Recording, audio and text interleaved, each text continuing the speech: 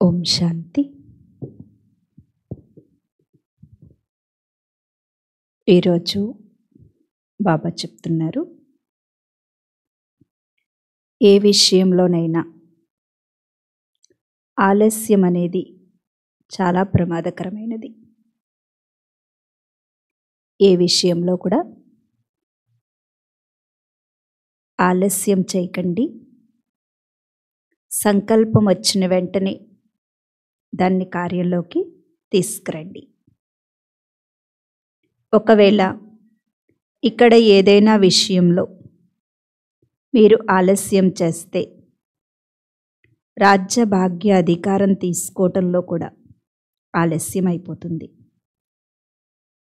అందువలన సదా స్మృతి ఉంచుకోండి, ఇప్పుడు వర్తమాన సమయానుసారం ఏ విషయంలో కూడా ఒక్క సెకను కూడా ఆలస్యం చేయకూడదు.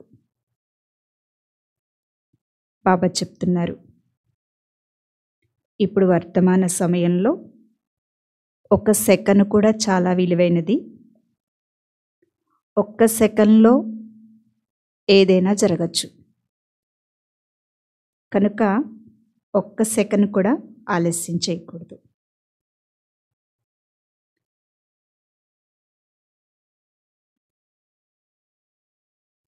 బాబా చెప్తున్నారు, ఇప్పుడు మీరందరూ సంపూర్ణంగా కావాలి. ఈ సంపూర్ణంగా అవటంలో అందరికీ విఘ్నం ఏంటంటే వ్యర్థ సంకల్పాలు. ఈ వ్యర్థ సంకల్పాలు ఫిర్యాదు రూపంలో అందరూ తయారు చేసుకుంటున్నారు. అందువల్లనే సంపూర్ణంగా కాలేకపోతున్నారు.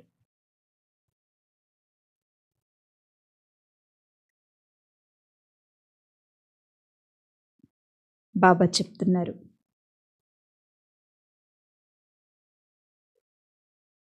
ఇప్పుడు మీరు మాస్టర్ సర్వశక్తివంతులుగా ఉండాలి.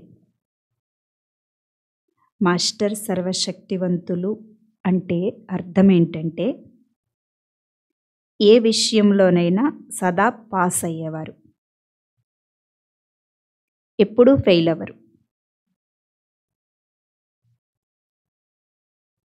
ఏ విషయంలో కూడా ఫెయిల్ అవ్వరు.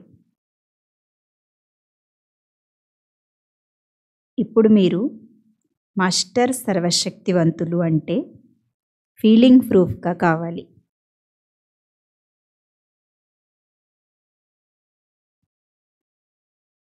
మాస్టర్ సర్వశక్తివంతులు ఫీలింగ్కి అతీతంగా ఉంటారు. అన్ని విషయాలలో సంపూర్ణంగా ఉండేవారే మాస్టర్ సర్వశక్తివంతులు. మాస్టర్ సర్వశక్తివాన్ ఆత్మల యొక్క గుర్తులు చెప్తున్నారు బాబా. మనం మాస్టర్ సర్వశక్తివాన్ అనే స్వమానాన్ని తీసుకుంటాం, ఆ స్వమానం రాసుకుంటూ ఉంటాం. కానీ బాబా చెప్తున్నారు, కేవలం స్వమానాన్ని స్మరణ చేయటం కాదు, స్వమానాన్ని రాసుకోవటం కాదు, ఆ స్వమానం యొక్క స్వరూపంగా కావాలి. అయితే అటువంటి మాస్టర్ సర్వశక్తివంతులుగా కావాలంటే ఏం చేయాలో బాబా చెప్తున్నారు. మాస్టర్ సర్వశక్తివంతులు అంటే ఫీలింగ్ ప్రూఫ్. ఏ విషయంలో ఫీలింగ్లోకి రాకూడదు, ఫీలింగ్కి అతీతంగా ఉండాలి. అన్ని విషయాలలో సంపూర్ణంగా ఉండాలి. అంటే శాతం ఉండకూడదు. మనకి మన మహిమయే సంపూర్ణం. కనుక ఆ సంపూర్ణ స్థితిని పొందిన వారే మాస్టర్ సర్వశక్తివంతులు, జ్ఞాన సాగరులు. సంపూర్ణం అంటే ఫుల్ నాలెడ్జ్ఫుల్. ఇలా ఫుల్ అని ఎందుకు వస్తుంది అంటే సంపూర్ణ స్థితి. బాబా చెప్తున్నారు, ఫీలింగ్ అనేది ఒక ఫ్లూ. ఈ ఫ్లూ ఎందుకు వస్తుంది అంటే సంపూర్ణంగా కానప్పుడు వస్తుంది. మీరు అన్ని విషయాలలో సంపూర్ణమైపోయినప్పుడు, అన్నింటికీ అతీతం అయిపోయినప్పుడు ఏ ఫీలింగ్ మీకు రాదు. మాస్టర్ సర్వశక్తివంతులు అంటే సర్వశక్తివంతుడైన బాబాని మీ వారిగా చేసుకున్నారు. సర్వశక్తివంతుడైన బాబాని సర్వ సంబంధాలతో మీ వారిగా చేసుకున్నారు. కనుక ఇక ఏ మాయ మీ దగ్గరికి రాదు. ఏ విషయంలో కూడా మీరు ఇంకా ఫీలింగ్లోకి రావాల్సిన అవసరం లేదు.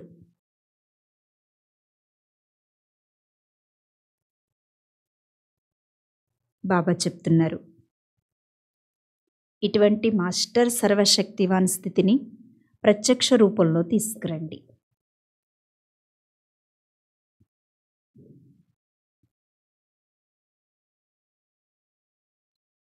మీరందరూ ఇప్పుడు సంపూర్ణతకి సమీపంగా వెళ్తున్నారు.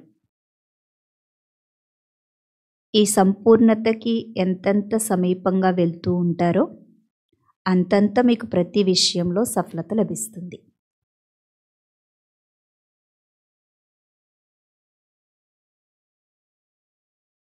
మరి ఈ సఫలతామూర్తిగా కావాలంటే ఒక స్లోగన్ గుర్తుపెట్టుకోండి అంటున్నారు బాబా. ఏంటంటే, పవిత్రత అనేది సంగమయుగి సంపద.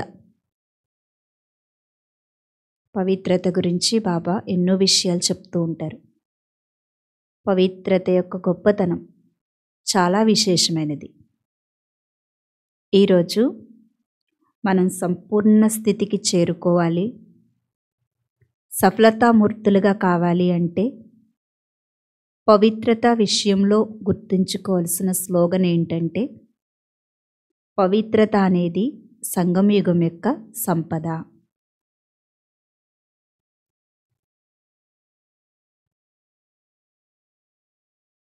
ఈ స్లోగన్ గుర్తుపెట్టుకుంటే అంతిమ సమయంలో సంపూర్ణత విషయంలో పాస్ కాగలుగుతారు.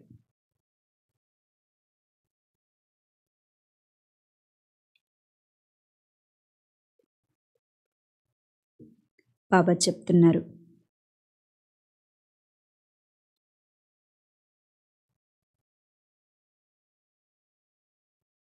ఇప్పుడు మీరు నిరాకారిగా అలంకారిగా కావాలి.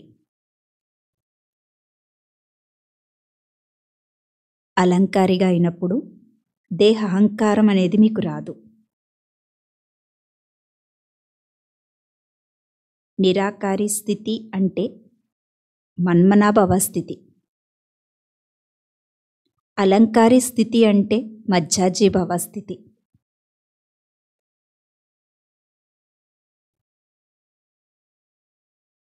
మాస్టర్ సర్వశక్తివాన్ స్థితి అంటే స్వస్థితి.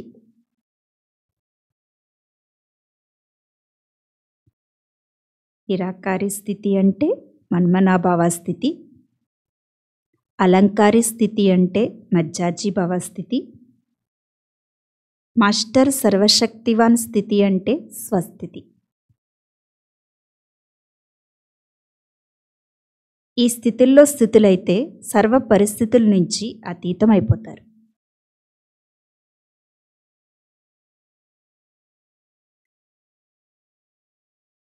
ఎందుకంటే స్వస్థితిలో స్థితులవటం ద్వారా సర్వుల పట్ల కూడా ఆత్మభావం అనుభవం అవుతుంది. నేను మాస్టర్ సర్వశక్తివాన్ ఆత్మను అని ఎప్పుడైతే మనం స్వస్థితిలో స్థితులవుతామో, నిరాకారి స్థితిలో స్థితులవుతామో, అప్పుడు సర్వుల పట్ల కూడా మనకి ఆత్మభావం అనుభవం అవుతుంది. సర్వాత్మల్ని కూడా దేహ దృష్టితో మనం చూసినప్పుడు స్వభావ సంస్కారాలు ఎదురవుతాయి. కానీ ఎప్పుడైతే ఈ స్వస్థితిలో స్థితులవుతామో అప్పుడు పాత స్వభావాలన్నీ సమాప్తి అయిపోతాయి.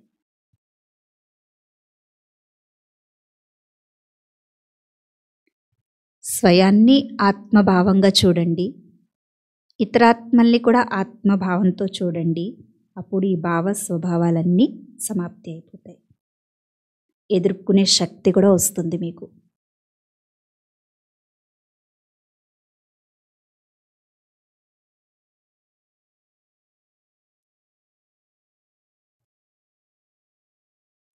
అయితే బాబా చెప్తున్నారు, మీలో ఏదైనా అహంకారం ఉంటే అలంకారహీనంగా అయిపోతారు. అప్పుడు మీకు మజ్జాజీభావ స్థితి కూడా తయారవ్వదు. నిరహంకారి, నిరాకారి, అలంకారి, ఈ 3 స్థితుల్లో స్థితులై సర్వాత్మల కళ్యాణకారి అయినప్పుడే విశ్వరాజ్యాధికారి అవుతారు.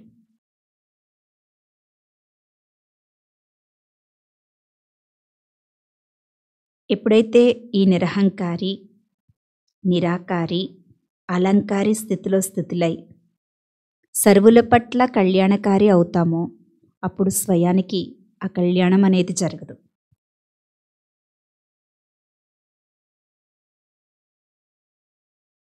బాబా చెప్తున్నారు, మీరందరూ విజయీ రత్నాలు, మాస్టర్ సర్వశక్తివంతులు, మీకెప్పుడూ ఓటమి లేదు. మీరెప్పుడూ ఏ విషయంలో కూడా ఓడిపోకూడదు. ఓడిపోతే మీరు ఓటమినే కాదు, ధర్మరాజపురిలో శిక్షలు కూడా అనుభవించాల్సి ఉంటుంది. కనుక ఎప్పుడైనా మీరు ఏ విషయంలోనైనా ఓడిపోతున్నారు అంటే ధర్మరాజు శిక్షల్ని ఎదురుగా ఉంచుకోండి.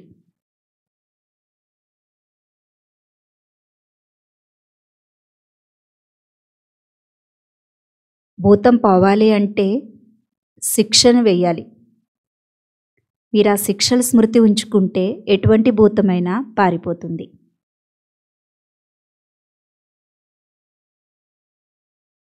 మీరు మాస్టర్ సర్వశక్తివంతులు అంటే మీరు అసలు ఏ విషయంలో కూడా ఓడిపోకూడదు. పాత విషయాలు, పాత నడవడిక మీకు ఉండకూడదు.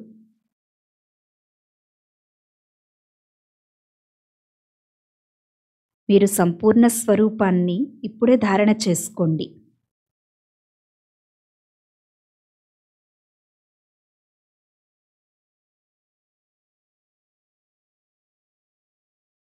మాయ కూడా చాలా చిత్రమైనది. ఏదో ఒక విషయంలో మీకు పరీక్షను తీసుకొస్తూ ఉంటుంది.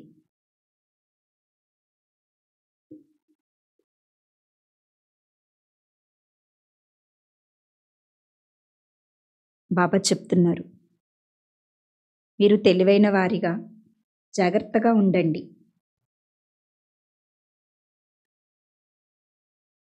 పాత వృత్తులన్నింటి నుండి నివృత్తి అయిపోండి. స్వయాన్ని తెలుసుకోండి, సమయం యొక్క గ్రహింపును కూడా తెలుసుకోండి.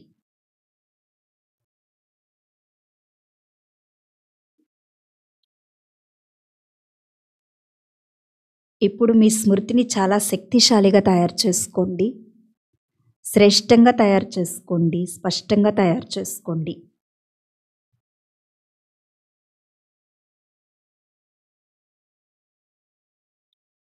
బాబా చెప్తున్నారు, ఎప్పుడైనా సరే బాబా సేవ కోసం స్వయమే అవకాశం తీసుకోండి. అప్పుడు బాప్దాదా నుండి మీకు బహుమతి లభిస్తుంది. సేవలో స్వభావ సంస్కారాల విషయంలో మలుచుకోవాలి.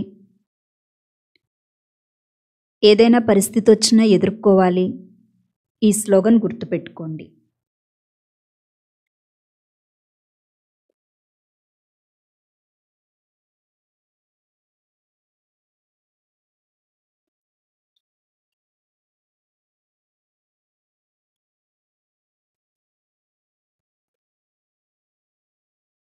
ఇప్పుడు మీరు సర్వాత్మలకు వరదానాలను ఇవ్వాలి. అటువంటి విశేష సమయం ఇది.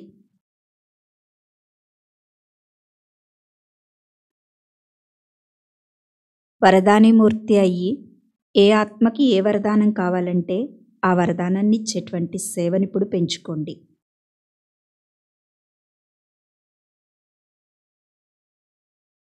మీరందరూ శివశక్తులు.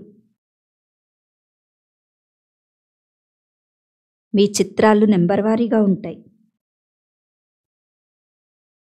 శక్తుల చిత్రాలను కూడా రకరకాల రూపాల్లో చూపిస్తారు. కొందరికి కొన్ని భుజాలు, కొందరికి కొన్ని భుజాలు చూపిస్తారు.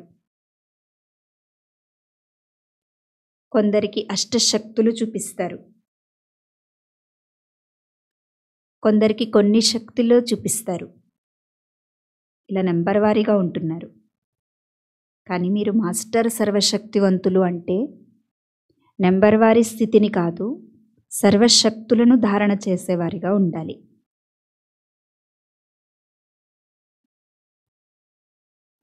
సర్వశక్తుల ద్వారా సర్వశక్తివంతుడైన బాబాని ప్రత్యక్షం చేసేవారే శక్తి స్వరూప ఆత్మలు.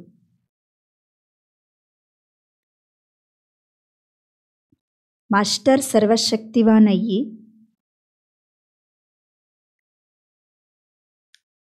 సర్వశక్తి స్వరూప దేవతగా ప్రత్యక్షం కావాలి.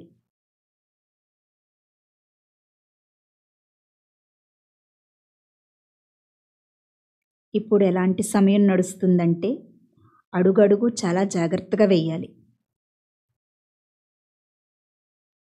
ఇప్పుడు పురుషార్థంపై ధ్యాస ఉండట్లేదు. అందువల్లనే అందరికీ ఆందోళన వస్తుంది. ఒకవైపు వాతావరణం యొక్క ఆందోళన, రెండో వైపు పురుషార్థం యొక్క ఆందోళనలో ఉంటున్నారు. దీనికి కారణం ఏంటి? అటెన్షన్, ధ్యాస లేని కారణంగా సేవలోనైనా పురుషార్థంలోనైనా మీకు ఆందోళన అనేది వస్తుంది. కనుక అడుగడుగునా శ్రద్ధ పెట్టుకోండి. పురుషార్థంపై పూర్తి ధ్యాస పెట్టుకోండి.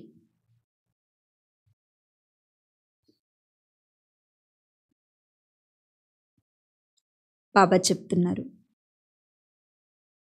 సేవలో సఫలతకి ఆధారం పరిశీలన శక్తి.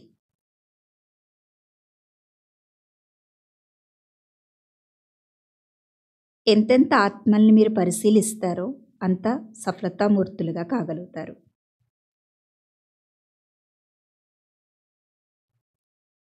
బాబా చెప్తున్నారు, మీరు మర్యాద పురుషోత్తములు. బ్రాహ్మణ కులం యొక్క మర్యాదలు ఏవైతే చెప్తున్నారో వాటి యొక్క మర్యాద స్వరూపులుగా కావాలి. ఆ స్వరూపంగా తయారైనప్పుడే ఇతరుల్ని కూడా తయారు చేయగలుగుతారు. మీ స్వయంలోనే శక్తి తక్కువగా ఉంటే సర్వ మర్యాదల్ని పాలన చేసేవారిని బాబా దగ్గరికి తీసుకురాలేరు.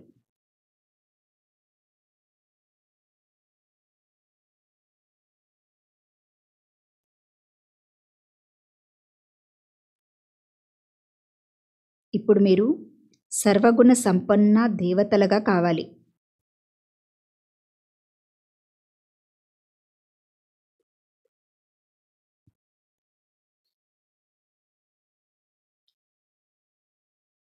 ఆత్మల్ని కూడా యోగ్యంగా తయారు చేయాలి.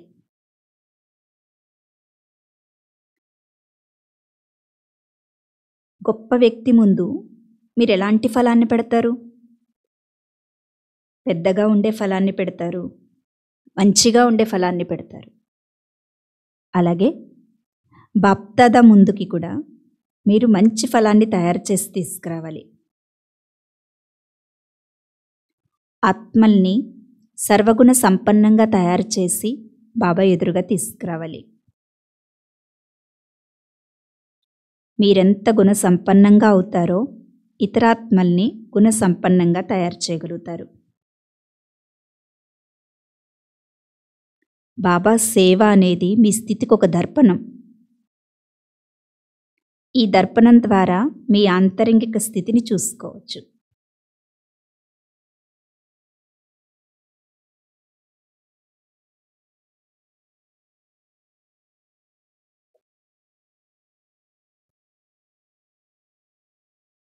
బాబా చెప్తున్నారు,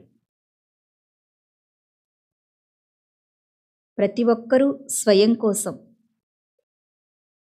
ఏదో ఒక విశేష కార్యక్రమం పెట్టుకోండి. ఎలా అయితే బాబా సేవ కొరకు ప్లాన్స్ తయారు చేస్తున్నారో అలాగే ఉదయం నుండి రాత్రి వరకు ఎంత సమయం ఏ విధంగా బాబా స్మృతి యాత్రపై ధ్యాస పెట్టాలో దాని కొరకు కార్యక్రమం తయారు చేసుకోండి.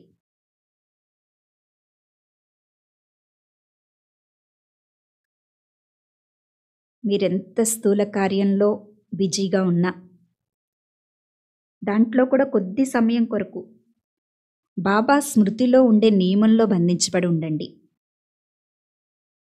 బాబా స్మృతి అనే నియమమే మనకి ముఖ్యమైన నియమం. దీనిలో బందీ అయిపోండి.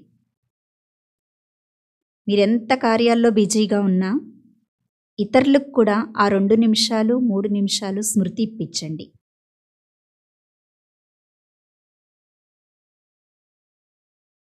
దీని ద్వారా వాయుమండలం చాలా శక్తివంతంగా తయారవుతుంది.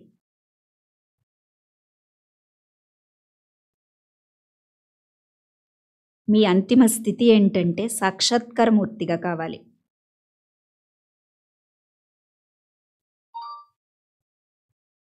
ఎందుకంటే ఇప్పుడు విశ్వాత్మలందరి దృష్టి మీపైనే ఉంది.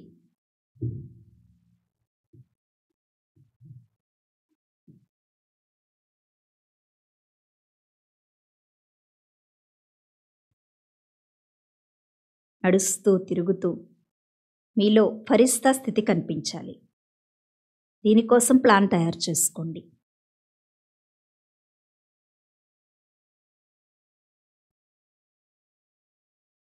మీ దృష్టి అనేది కిరణాల వలె పనిచేయాలి. ఇతరాత్మలకు అవ్యక్త స్థితి అనుభవం కావాలి. మీ ద్వారా ఫరిస్తా స్థితి అనుభవం కావాలి. మాస్టర్ జ్ఞాన సూర్యులుగా అయ్యి జ్ఞాన ప్రకాశాన్ని ఇస్తున్నారు. కానీ ఇప్పుడు శక్తి కిరణాలతో ప్రతి ఆత్మ యొక్క సంస్కారాలు అనే కీటాణుల్ని నాశనం చేయాలి. ఈ కర్తవ్యం చేయండి. జ్ఞానం ఇవ్వటంలో అందరూ పాస్ అయ్యారు. కానీ ఇప్పుడు శక్తినిచ్చేటువంటి కర్తవ్యం చేయండి.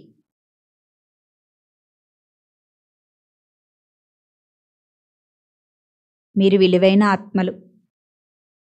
మీ ముఖ్య గుణం ఏంటంటే మీ సమయం, సంకల్పం, సేవ అన్నింటి యొక్క విలువ ఉంచుకోవాలి.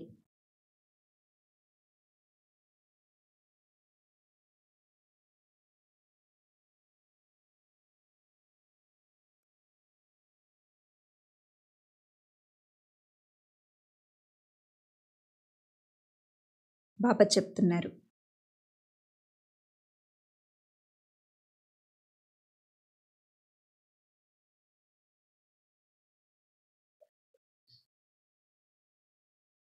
సదా 2 విషయాలు స్మృతి ఉంచుకోండి. ఒకటి, నేను ప్రతి సమయం, ప్రతి సెకను, ప్రతి కర్మ చేస్తూ స్టేజ్పై ఉన్నాను అనుకోవాలి.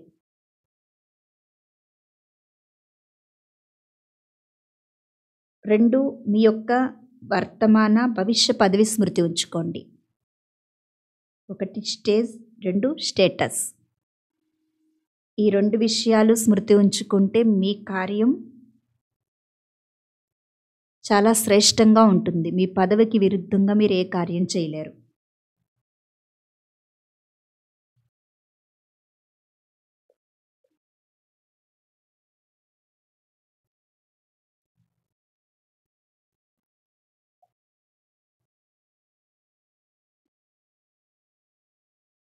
బాబా చెప్తున్నారు,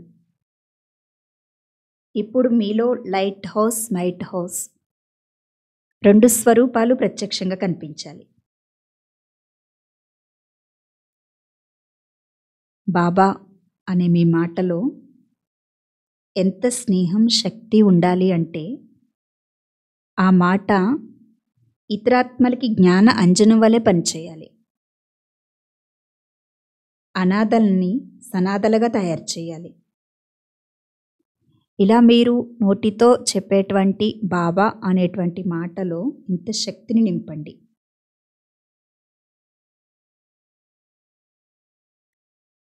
మీరు సేవలో వేదికపై ఉపన్యాసం చెప్తున్నప్పుడు 1 దయాభావం ఉండాలి, 2 ఆత్మలపై కళ్యాణ భావన ఉండాలి, 3 అతి స్నేహంతో నిండినటువంటి మాటలు చెప్పాలి,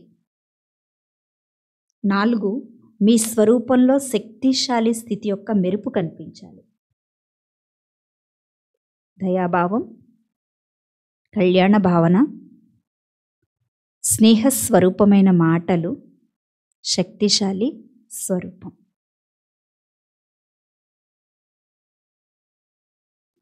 మీరు వేదికపై ఉపన్యాసం చెప్తున్నప్పుడు మీ స్మృతిని, మీ స్థితిని ఇలా శక్తిశాలిగా తయారు చేసుకుని చాలా సమయం నుండి పిలుస్తున్నటువంటి భక్తులకు బాబాని సాక్షాత్కారం చేయించడానికి వచ్చాను అని భావించాలి. ఇలా మీరు కేవలం ఉపన్యాస రూపంలో చెప్పటమే కాదు, మీ రూపాన్ని ఆత్మికంగా, మీ దృష్టిని ఆత్మికంగా, మీ ఆలోచనని కళ్యాణకారిగా తయారు చేసుకున్నప్పుడే బాబాని ప్రత్యక్షం చేయగలుగుతారు. ఎక్కడైనా క్లాసులు చెప్పాలి అంటే, వేదికపై ఉపన్యాసం చెప్పాలి అంటే ఉపన్యాసాన్ని తయారు చేసుకుంటున్నారు మీరు. కానీ ఆ ఉపన్యాసాన్ని తయారు చేసుకోవటమే కాదు, ఆ ఉపన్యాసాన్ని కూడా ఎలా తయారు చేసుకోవాలంటే, మీరు చెప్పేటువంటి ఆ ఉపన్యాసం ద్వారా ఆత్మలు ధ్వనికి అతీతంగా అయ్యేటువంటి స్థితిని అనుభవం చేసుకోవాలి. కానీ మీరేం చేస్తున్నారు అంటే, ఆ ఉపన్యాసం యొక్క పాయింట్స్ ఎక్కువగా తయారు చేసుకుంటున్నారు. కానీ ఆత్మిక ఆకర్షణ యొక్క స్వరూపం తయారు చేసుకునేటువంటి ఈ విషయంపై శ్రద్ధ తక్కువ పెడుతున్నారు. మీ యొక్క స్థితి ద్వారా, మీ యొక్క ఆత్మిక ఆకర్షణ రూపం ద్వారా ఎలాంటి సేవ చేయాలి అంటే, ప్రతి ఒక్కరి హృదయంపై బాబాతో సంబంధం అనే స్నేహాన్ని ముద్రించాలి. ఇప్పుడు ఇలాంటి సేవ చేయండి.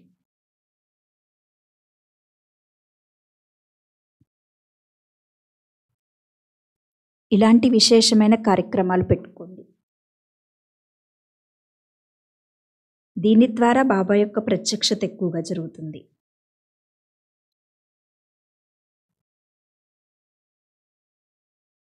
సందేశీలకు సాక్షాత్కారం అనేది సాధారణ విషయం. అది బుద్ధి ద్వారా కూడా అనుభవం చేసుకోగలుగుతారు. కానీ మీరు సాక్షాత్కార మూర్తులుగా అయ్యి మీ స్థితి ద్వారా ఎలాంటి సాక్షాత్కారం చేయించాలి అంటే, వాళ్ళకి కళ్ళకి చూసినంత స్పష్టంగా అనుభవం కావాలి. అలాంటి శక్తిశాలి స్థితిని తయారు చేసుకుని వేదికపై ఉపన్యాసం చెప్పండి.